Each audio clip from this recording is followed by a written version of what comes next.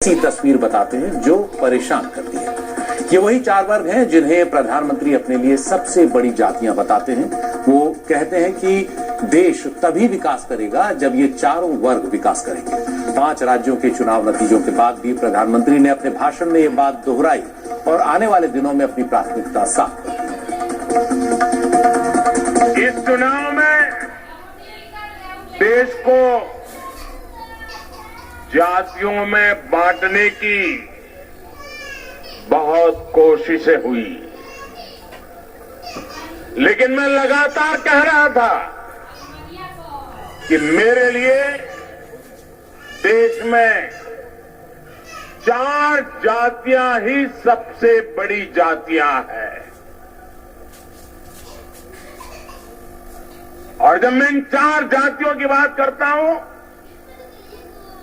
हमारी नारी शक्ति, हमारी युवा शक्ति, हमारे किसान और हमारे गरीब परिवार। ये बिल्कुल सही बात है कि इन चारों वर्गों को ही सबसे ज्यादा प्राथमिकता देने की जरूरत है और प्रधानमंत्री की इस प्राथमिकता को नेशनल क्राइम रिकॉर्ड ब्यूरो के आंकड़ों के आईने में भी देखा जाना बहुत जरूरी है। इसीलिए हम आज पहले इन मुद्दों पर ही बात करेंगे। नेशनल क्राइम रिकॉर्ड ब्यूरो यानी एनसीआरबी हर साल जो आंकड़े जारी करता है उनमें अपराधों को कई वर्गों और स्तरों पर जांचा परखा जाता है। एनसीआरबी की ताजा रिपोर्ट कल परसों ही पेश हुई, जिसमें 2022 तक के आंकड़े हैं। इनके मुताबिक महिलाओं के खिलाफ अपराध चिंता पैदा कर रहा है। एनसीआरबी के आंकड़ों के मुताबिक 2022 में महिलाओं के खिलाफ 4,45,256 केस अपराध के दर्ज किए गए, यानी महिलाओं के खिलाफ ये अपराध हुए, जो 2021 के 4,28,278 केस के मुकाबले 4% ज्यादा है। इसका मतलब यह है कि महिलाओं के साथ अपराध के मामले में हर घंटे 51 केस देश में दर्ज हुए हैं। इनमें सबसे ज्यादा 31.4% केस पति या रिश्तेदारों द्वारा क्रूरता के हैं, यानी महिलाओं के खिलाफ सबसे ज्यादा क्रूरता उनके अपनों ने ही की है। महिलाओं के साथ 19.2 केस अपहरण के हैं। इसके अलावा लज्जा भंग के यानी मॉडेस्टी को आउटरीच करने के लिए जो हमले हैं उसके केस 18.7% हैं।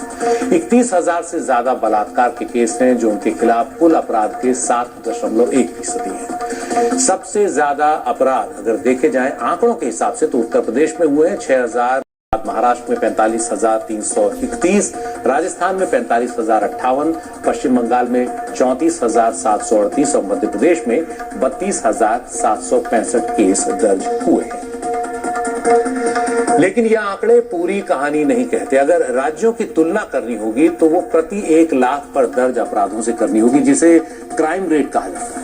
इस हिसाब से सबसे खराब स्थिति दिल्ली की है, देश की राजधानी दिल्ली की, जहां प्रति 1 लाख पर 144.4 केस महिलाओं के साथ अपराध के दर्ज हुए। ये दिल्ली की कानून व्यवस्था पर सीधा सवाल है। यानी दिल्ली का क्राइम रेट 144.4 है महिलाओं के खिलाफ अपराध के मामले में। ये किसी भी लिहाज से राजधानी दिल्ली के लिए अच्छी खबर नहीं हो सकती। 19 महानगरों की बात करें तो दिल्ली लगातार तीसरे साल इस मामले में सबसे आगे रहा और ये आगे रहने की दौड़ किसी हाल में होनी ही नहीं चाहिए। 2022 में दिल्ली में हर रोज रेप के यानी बलात्कार के 3 केस दर्ज हुए। इसका मतलब यह है कि दिल्ली महिला सुरक्षा के मामले में सभी महानगरों में सबसे पिछड़ा हुआ है। दिल्ली के बाद दूसरा नंबर मायानगरी मुंबई का है। कुल अपराध के मामलों में भी यहाँ के आंकड़े डरावने हैं और महिलाओं और बच्चों के खिलाफ अपराधों में भी यहाँ चिंताजनक वृद्धि हुई है। हमारी सहयोगी पूजा की ये रिपोर्ट है।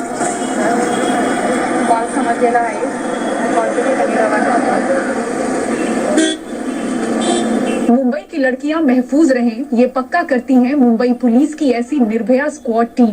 शहर भर में 93 निर्भया टीम गश्त करके संवेदनशील इलाकों में पहुंचती है। ये महिलाओं के खिलाफ हर तरह के अपराध रोकने के लिए ट्रेंड और सक्षम है, लेकिन शहर में बदल रहा अपराधों का पैटर्न इन्हें भी कई बार चकमे में डाल देता है।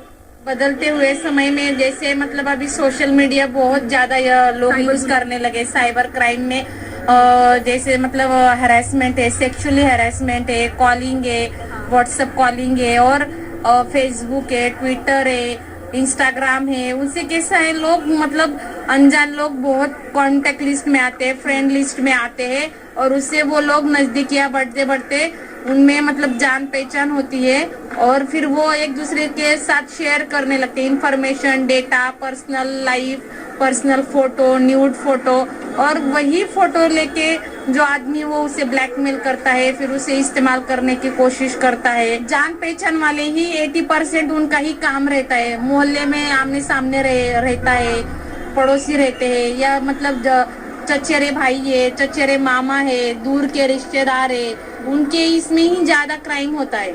केंद्रीय गृह मंत्रालय के नेशनल क्राइम रिकॉर्ड्स ब्यूरो यानी एनसीआरबी से जारी डेटा मुंबई और महाराष्ट्र में बच्चों और महिलाओं के खिलाफ अपराधों में चिंताजनक बढ़ोतरी दिखा रहा है। महाराष्ट्र में हर घंटे महिलाओं के खिलाफ औसतन 5 अपराध और बच्चों के खिलाफ 2 अपराध दर्ज किए गए। बाल शोषण के सबसे ज्यादा 20,762 मामले महाराष्ट्र में दर्ज हुए। इन मामलों में महाराष्ट्र पहले स्थान पर है, तो वहीं बाल शोषण और उत्पीड़न के मामलों में दूसरे शहरों की तुलना में मुंबई दूसरे स्थान पर है। मुंबई में बच्चों के खिलाफ मामलों की कुल संख्या 2022 में 3,178 तक पहुंची, जबकि 2021 में 2,762 और 2020 में 2,248 थी।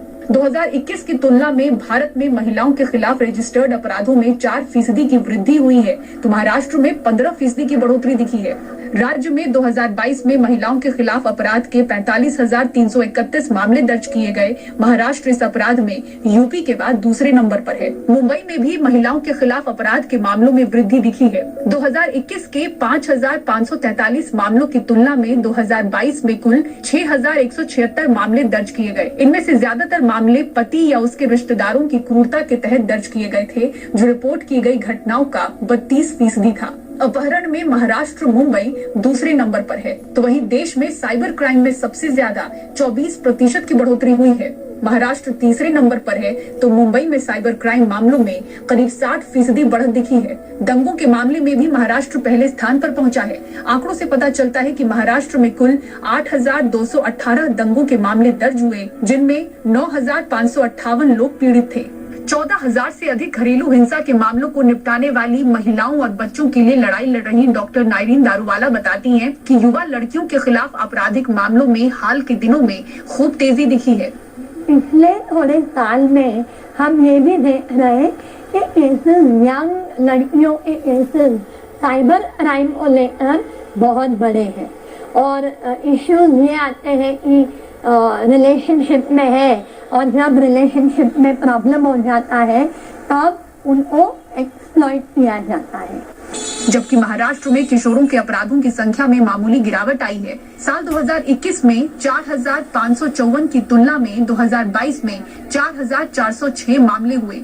एक चिंताजनक पहलू ये है कि आईपीसी और स्पेशल एंड लोकल लॉज अपराधों के संबंध में पकड़े गए अधिकांश किशोर 16 से 18 वर्ष के आयु वर्ग के हैं, जो कि 79% मामलों से जुड़े हैं। खराब हवा के मामलों में कई बार दिल्ली को टक्कर देने वाली मुंबई अब अपराध के मामलों में भी राजधानी से रेस लगा रही है। संकेत अच्छे नहीं। मुंबई से कैमरामैन प्रवीण जी रोहित के साथ पूजा भारद्वाज।